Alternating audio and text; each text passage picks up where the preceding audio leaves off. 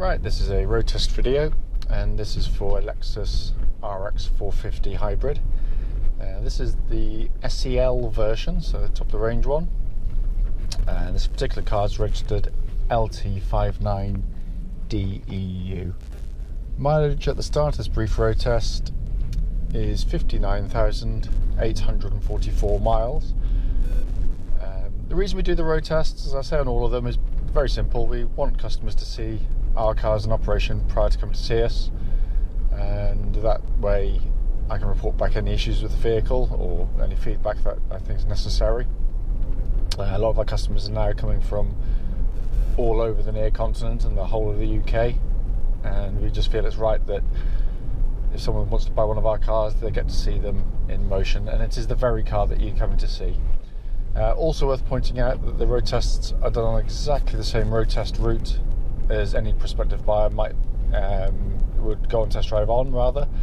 So the reason for that is it then should be representative of what you should feel yourself when you come and see and drive the car. Also worth pointing out that after 15 years being in Bristol working, that's where road tests were slightly chaotic, very busy, quite stressful. The road tests here are on very, very, very quiet roads indeed, so you can truly concentrate on the car you're looking to buy and focus on that more than worrying about what lane you might be in or getting lost or otherwise. Brief background to the car. This is actually a car that is my wife's car actually, so it's one we know very, very well indeed. We've had plenty of the RX 400s, and this was, or is rather, the first 450 we've had. And the reason we bought it was really we wanted to trial it out ourselves, just before we got into sort of selling them. If we didn't like it, then we probably wouldn't, we wouldn't entertain to take them on and selling them on into stock. We always envisaged we would like them, and I can categorically say we do. We love them. It's a wonderful, wonderful car. So first things first, engine on the vehicle, as soon as you press a button, it springs into life. There's no starter motor as such, of course, on the hybrids, so it's kind of silent when it starts. You can feel the difference between it and the original 400. It's got a lot more guts to it. This is a wonderful example. It just very, very, very smooth indeed. There's no warning lights on the dashboard relating to the engine or any other part of the car, as you'd expect, or hopefully expect at least anyway. But the engine is wonderful. Picks up speed really nicely. Utterly seamless delivery in terms of the power of the car and the way it puts the power to the road. It's something kind of has to be experienced to be believed, really. It's just got a wonderful, wonderful way of getting its power to the road, and it's just like an elastic band. You just go forward. There's no surges, there's no clunky gear changes on the car. Obviously it uses a CVT gearbox, and it matches the engine and the hybrid system beautifully.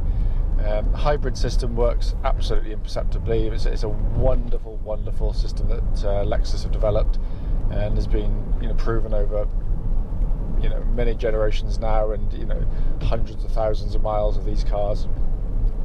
So this one is hardly even run in, but it is a lovely example of one. As I was saying, alluding to there, the gear change, or lack of it rather, is fantastic. It's really, really smooth.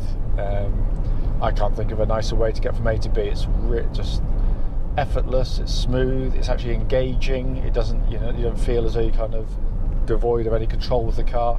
It hides its size wonderfully well, but the powertrain in the vehicle really kind of assists in that. It doesn't detract in any way. It's very, very refined. And you look at a vehicle that it really does frustrate me when you sort of see and read road tests of its so-called competitors, but which are invariably German turbo diesel, mighty fine cars in their own right. That I'm not suggesting for a minute they're not, but they are horribly more expensive to run in the real world, because this thing isn't using turbochargers, it isn't using DPF filters, it's There's no intercoolers. There's less, ironically, to go wrong on these than there is on those things. And we know from our personal experience of them, just how costly those cars can be to run.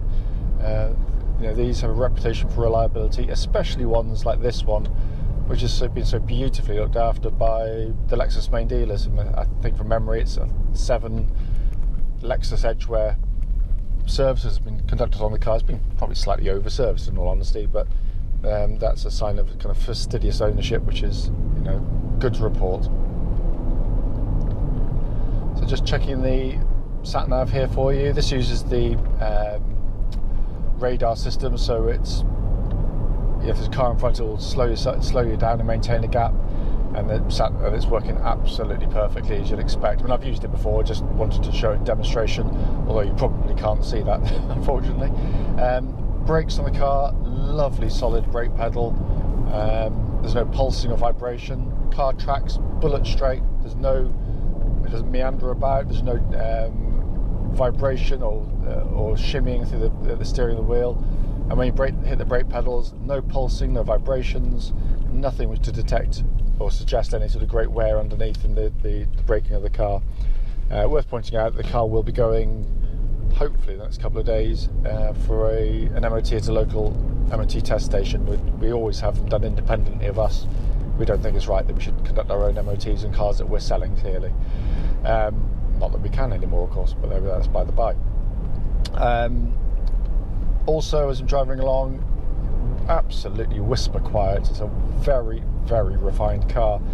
And that could be spoiled very, very easily, of course, if you had a poorly fitted sunroof or replacement windscreen and badly fitted, or someone had accidentally skagged a seal getting in and out. But it really is wonderfully quiet. I mean, I'm doing the legal limit now, and it's incredibly hushed. Going back to the steering and the chassis, the point of this road test, as much as anything else, is just to pick up anything that you'd want to sort of check yourself. And even on cars as good as this, if it's done all its driving, up and down a sort of city centre, potholed roads and sleeping policemen, then they can't defy gravity, the laws of physics. Rather, that you sometimes get cars with sort of shudders and shakes and a few clonks and bangs from underneath, which are fundamentally safe, but they just sound tired and a bit loose. This one doesn't. It's tight as a drum. It really, really is. You'll hear it like that going over a bump, but there's no sort of clonks or sort of usually things like sort of drop links and anti-roll bar links and suspension struts with a bit of movement. Just can be so irritating on a car as refined as this one. Going to the interior of the car, it's my first foray into the new style ones. It always takes me a little while to get used to them. I'm going to be brutally honest with you. I'm a real stick in the mud with stuff, so I love the old one for its simplicity as much as anything else.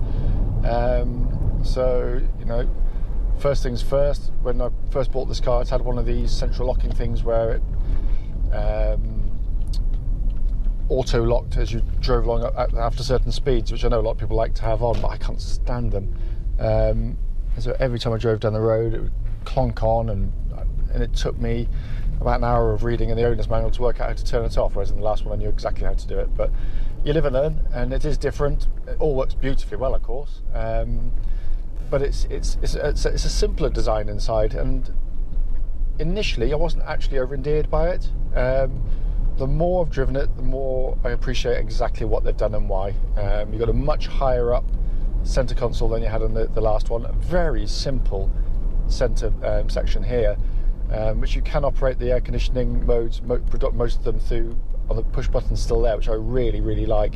You don't have to use the mouse cursor here, which you then do for things like sort of sat nav and radio functions, or most of them at least. You can still press the radio there.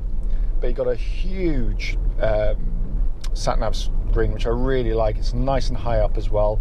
All works absolutely beautifully. And of course, you pop it into reverse and you've got a lovely clear rear parking camera with a little grid system to sort of line you up for parking base and otherwise. But all working absolutely beautifully. Heated seats, air-conditioned seats, obviously SEL specs, so we're talking big specification. What I love on the SEL is you've got this, a lot of cars don't have it anymore, But a lovely big sunroof above my head, electrically opening and shutting as well. Again, all working perfectly. Beautifully built car, of course, absolutely stunningly built car. Stereo is phenomenal. If you like music, you'll love this one. Again, a Mark Levinson stereo, very, very high quality. Coming across the main dashboard, again, slightly different from the original, but I actually really like this one. It's got the dials are very simple, very easy to use. Multifunction steering wheel, again, not overly complicated, not too many controls that to relearn. But what's brilliant on these, and I really love it, is this heads-up display for the speed. So you won't be able to see it on the camera because it's the way the camera for the heads-up display is directly in my line of sight. So I can see the speed I'm doing floating in the road in front of me, so I'm not having to take my eyes off the road. But wonderful. So I apologise, there's nothing really to report on the drive of the car in terms of faulting it in any way, shape or form, and I would, and I do on previous videos, as can be seen. But it is a really very, very high quality machine. As I said, in the real world of driving and owning cars, you look at a car which is far more economical and more cost effective to run than any of its German competitors. If I've missed anything on the video, please don't hesitate, do give me a call and I'll be happy to answer any questions you might have.